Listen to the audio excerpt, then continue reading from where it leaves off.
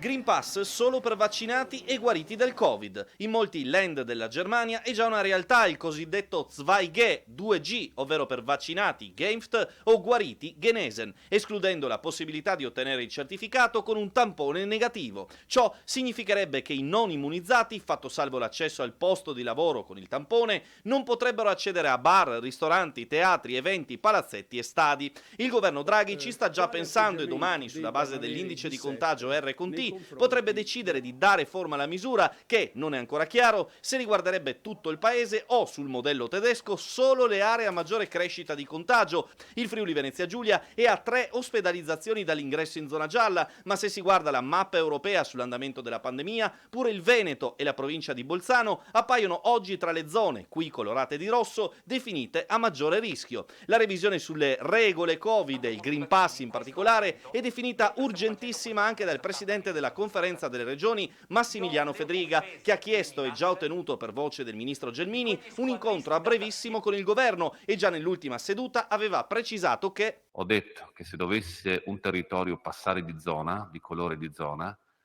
i vaccinati avrebbero maggiore libertà e non dovrebbero sottostare a quelle regole.